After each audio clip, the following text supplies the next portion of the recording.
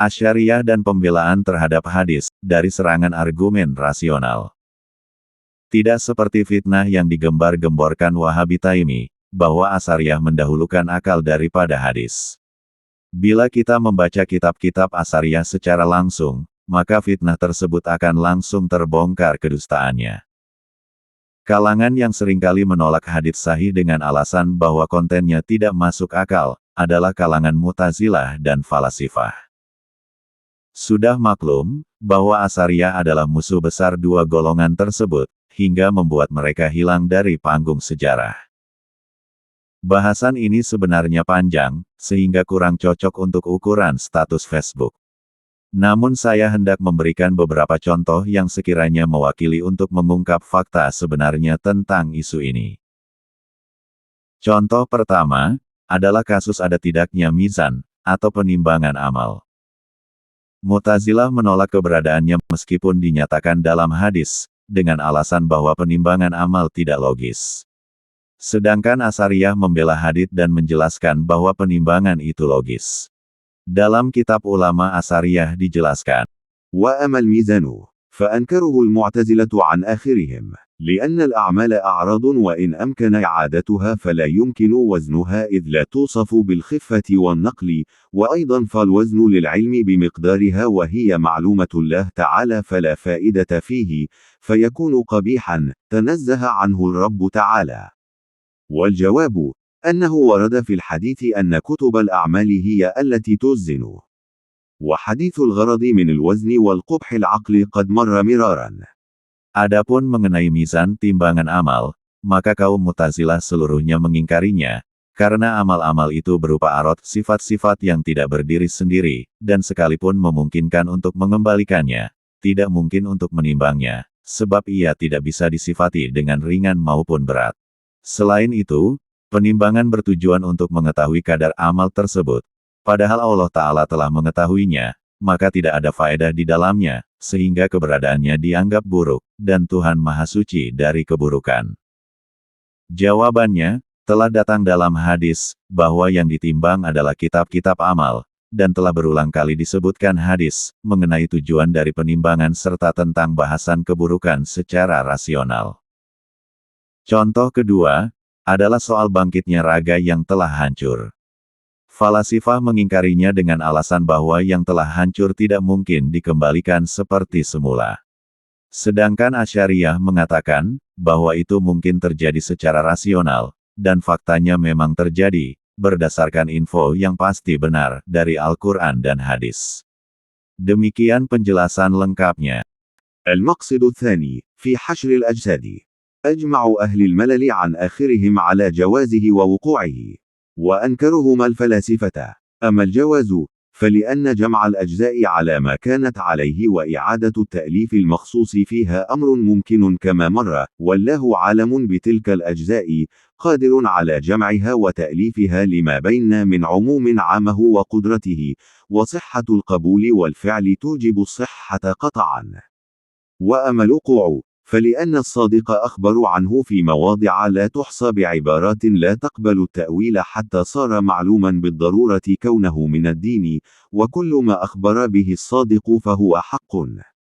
Tujuan kedua, tentang kebangkitan jasad. Seluruh penganut agama-agama sepakat tentang kebolehannya secara rasional dan fakta terjadinya. Namun para filsuf mengingkarinya. Adapun tentang kebolehannya secara rasional, karena mengumpulkan kembali bagian-bagian sebagaimana adanya semula dan mengembalikan susunan khusus padanya adalah sesuatu yang mungkin secara rasio, sebagaimana telah dijelaskan. Dan Allah mengetahui bagian-bagian itu, berkuasa untuk mengumpulkannya dan menyusunnya, sebagaimana telah kami jelaskan tentang keluasan ilmu dan kekuasaannya. Dan adanya kesiapan untuk menerima, serta kemampuan untuk melaksanakan, pastilah meniscayakan kepastian kebenarannya. Adapun tentang fakta terjadinya, karena yang jujur telah memberitakan tentang hal itu dalam banyak tempat yang tidak terhitung dengan ungkapan-ungkapan yang tidak bisa ditakwil, hingga menjadi sesuatu yang diketahui secara pasti sebagai bagian dari agama. Dan segala sesuatu yang diberitakan oleh yang jujur, maka pasti benar. Perhatikan kalimat terakhir, bahwa apa yang diberitakan oleh yang jujur, alias Allah, dan Rasul, adalah pasti benar. Ini adalah penegasan bahwa Asariyah berpedoman betul pada Al-Quran dan hadis, sehingga membelanya dengan berbagai argumentasi rasional. Contoh ketiga, adalah kehidupan di alam kubur, siksa kubur, dan interogasi munkar nakir. Mayoritas Mu'tazilah mutaakhirin menolak hal ini semua, dengan beralasan bahwa keberadaannya tidak masuk akal. Ulama Asariyah membantah mereka dengan dua argumen. الأول قوله تعالى النار يعرضون عليها غدوا وعشيا ويوم تقوم الساعة أدخلوا آل فرعون أشد العذاب عطف عذاب القيامة عليه فعلم أنه غيره وليس غير عذاب القبر اتفاقا فهو هو.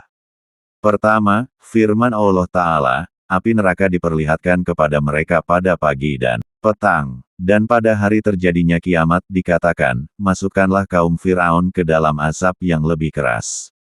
Allah menyambungkan azab kiamat dengan azab tersebut, maka diketahui bahwa ia bukanlah azab yang sama. Dan karena bukan selain azab kubur, menurut kesepakatan, maka itulah azab kubur. الثاني قوله تعالى ربنا أمتنا اثنتين وحييتنا اثنتين وما هو إلا الأماتة تم الأحياء في القبر ثم الأماتة فيه ثم الأحياء للحشر ومن قال بالأحياء فيه قال بالمسألة والعذاب.